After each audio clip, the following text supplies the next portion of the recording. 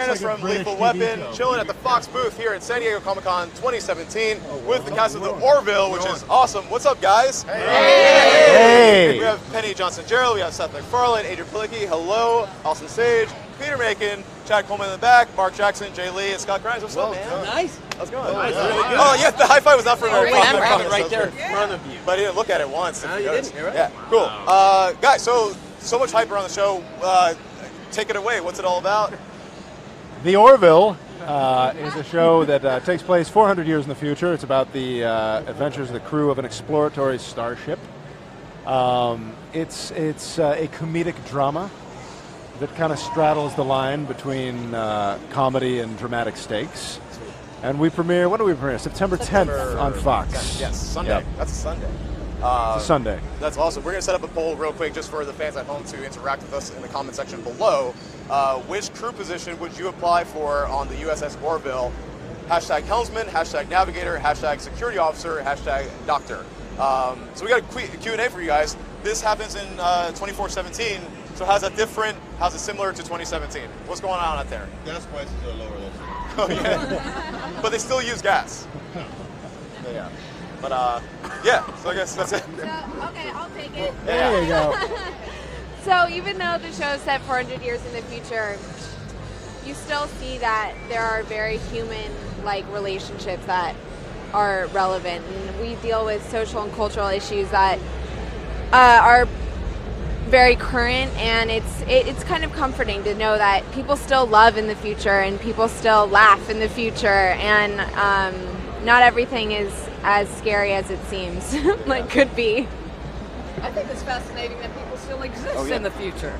Oh, yeah. Yeah. Still around, still kicking. You'll have humans and you'll have other species. It's not just a bunch of tardigrades rolling around. No, we exist.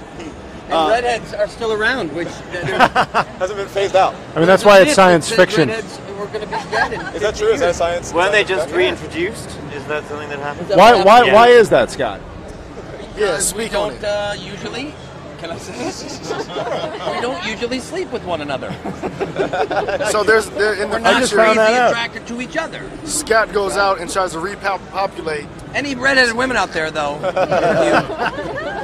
How does the USS Orville compare to other ships in that world, in that galaxy? We're kind of right in the middle. We're like the mid-level employee in the corporation. Gotcha. Not like Battlestar. We're like like the accounts receivable of the fleet. And also, people are really hyped up because you use. We talked about this the other day about practical models. So Yes. how is it with like the VFX and also the real stuff that you guys use, real stages? It's fun to work with things that are actually there and actually exist. I mean, the Orville is an actual physical model that we shot. Yeah.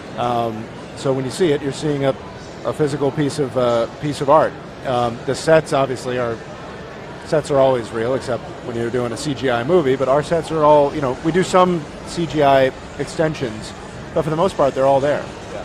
And obviously, the makeup is on television, your CGI budget for animated characters is limited. So we have Howard Berger, who's one of the best effects makeup artists in town, designing these crazy aliens every week. Yeah. So there's a lot of eye candy on the show. Yeah. It's maybe a slightly boring question, but I want to know the answer. Like, how long does it take for your makeups? You and Peter. They have it down to a pretty quick time. I think it's about 3 hours from the time but that includes the prosthetic, then the makeup on top of the prosthetic, and I wear a wig, so I have to get the wig glued down. makeup on top of Right. Yeah. Yeah. So. What about you, Peter? It started off at like 4 hours, Yeah. and then it got down to like 3 hours, and then it got down to like 2 hours to put it on. And we're still, like Garrett Emmel, who's the makeup artist who applies my makeup. He's such a perfectionist, and every day, it's like it's new. We never take anything for granted. I mean, but there's a very specific, his dedication to detail. So what they do is like I have a cowl, and then I have a forehead and nose piece, and then I have a chin piece, and then he glues all that together, and then he paints it, and then he airbrushes, and then he stencils over it. So we got it down to about 90 minutes to put it on, and then it's glued. So then it has to take alcohol or like all these different solvents, I can't just take it off. It'll rip my skin off. It's not pre-built when they put it on. It is like there's a cowl, there's a hood that it's kind of like putting a turtleneck on almost all the way, but not the whole way. And then and so then there's pieces that are attached to it. So it's very expressive. Yeah. And it's like you look up close and you can't really tell where my skin starts and the makeup begins. It's an attestment to like it must be. Is it hard to get used to, like when you have time in between scenes or something like that? Because you still. That's no fun. We just get so used to it. Yeah. Like I'm more used to seeing you as Bortus. Yeah, I feel like I spend more time in my Lara makeup than I do at Halston. I bet. I'm kind of used. It's fun. We're not even sure if this is Peter. That's so twisted and sad. No, it's not. I love her. Also my voice. What about you, Mark? Is it like similar experiences? I'm sure. Not at all, actually. I'm very fortunate. Playing a robot, I have a clip-on helmet. Mark has like a pit crew. I have a pit crew because Like a crew I of have people. I have a complicated costume that lights up and is prone to having gremlins come into it and muck Is it things like up. So Is it like you just stand and it's like a Voltron and things like come together like on you? it's sort of a combination of suit and hard pieces and armor and lots of wires, and it's wizardry really, which is why I do have a whole team around me to make sure it works. And they do it in 12 seconds. And we're getting it down to that, I think, actually. I will say, once he has his suit on, though, his whole body mannerisms immediately change, and Isaac becomes this very complex, wonderful character. And this is a testament to Mark. As soon as he puts that mask on, Isaac is there. That's awesome. We do have one fan question from Lori. What drinks would the crew? Hi, Lori. What drinks would the crew on the Orville be served? You know, we kind of we do both. We have exotic alien beverages, and then there's days when you just drink whiskey or beer. Yeah. So those fine substances have made their way into the future. That's the blend. What kind of future would it be without alcohol?